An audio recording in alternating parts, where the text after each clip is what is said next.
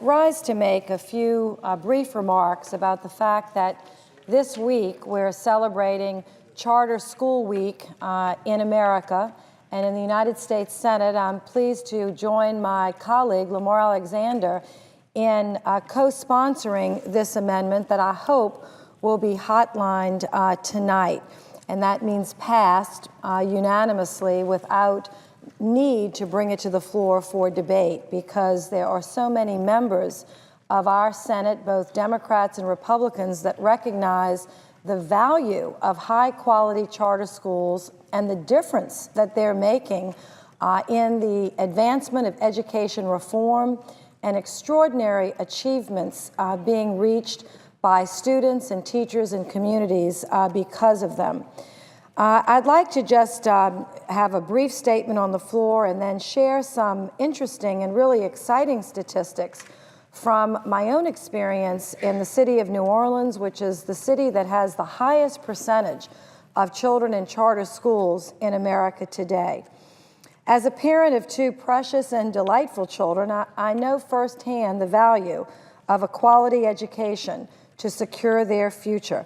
Many American families are fortunate to live in places where public schools provide engaging and effective instruction and a culture of achievement that inspires students to aim high and thrive.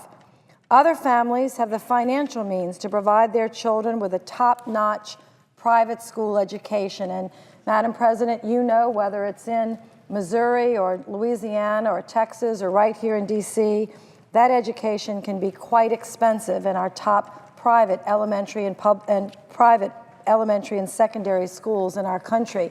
Sometimes tuition can reach to $25,000 a year and beyond, as hard as that might be for some to believe. That is true. And unfortunately, too many Americans are left without either option for their children, and their children are falling through the cracks.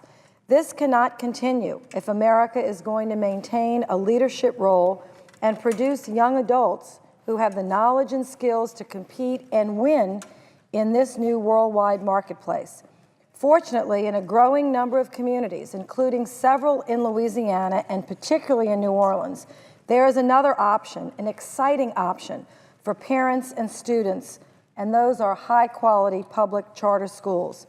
This week, as I said, we celebrate the 12th annual National Charter School Week. It's a good time to take stock of how successful many charter schools have been and what we can do to replicate them across the country, and more importantly, what we can do to improve them, what we can do to eliminate poor charter schools and strengthen the great ones and make the good ones even better. Charter schools are public schools that receive public funding and serve the same neighborhood students as traditional public schools. Currently, it may surprise people to know that there are over 5,000 charter schools in our country serving more than 1.6 million children. These schools are required to meet the academic student achievement accountability requirements under all of our laws, and in the same manner as traditional public schools. However, they differ from traditional public schools in several important ways. Charter schools operate free from many of the district rules and regulations, so they have more freedom to innovate, to experiment, to explore, to think outside of the box, to try some new approaches. Charter schools have autonomy in areas such as the length of the school day and year, as well as principal and teacher recruitment, selection, and development. With this freedom, however, comes greater accountability for improved student achievement. And unlike public schools in many places, charter schools that aren't successful can actually lose their charter, be forced to close, or be forced to transition to a new model. There are countless examples of high-performing charter schools that are producing impressive results as they continue to show that our students, including, and most importantly, that our low-income and minority students and disadvantaged students can and are rising to great academic heights. In my home state of Louisiana, there are 90 public charter schools. including 61 in the city of New Orleans, representing almost 72% of our city's student population, a higher proportion than any other school system in the United States. The city's Psi Academy is one remarkable example of a successful charter school, and I had the great pleasure to Skype with some of their students earlier this morning. Psi Academy opened in 2008 with 90 ninth graders, entering a rigorous and inspiring environment. More than half of the ninth graders who entered Psi Academy's inaugural class had failed state promotional performance tests, and more than 70% read well below the ninth grade level. Many of these students had missed a full year of school because of Hurricane Katrina and were significantly behind other students of their age. Incredibly, that same freshman class later scored 76% on our state's test, making it the third most successful high school in New Orleans.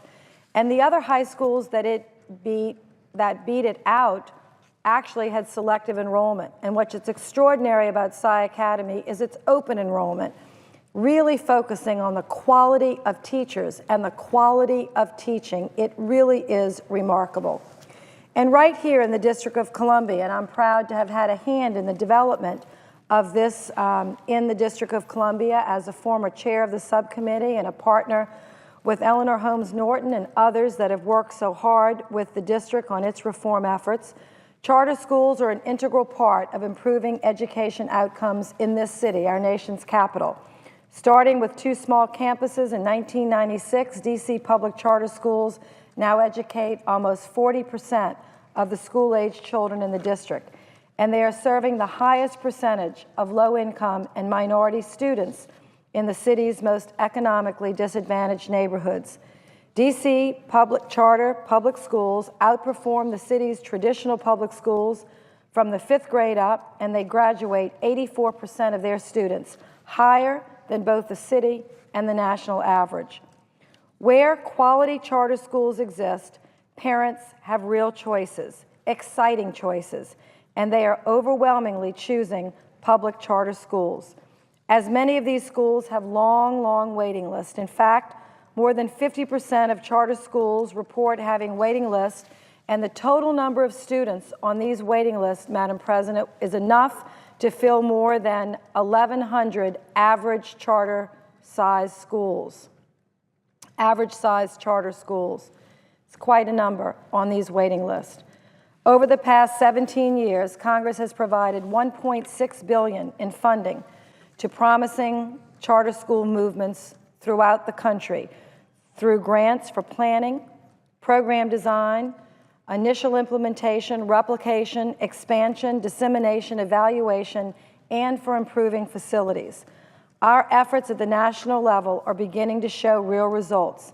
Maintaining and increasing, where possible, funding for charter schools is a winning proposition for parents, for students, for their teachers, for our community, and may I say, for our nation, for our workforce of the future, and for our economic security. Make no mistake, America will only go as far as our collective talent and ability will take her, and our future will continue to be shaped by how well we prepare today's students for tomorrow's challenges.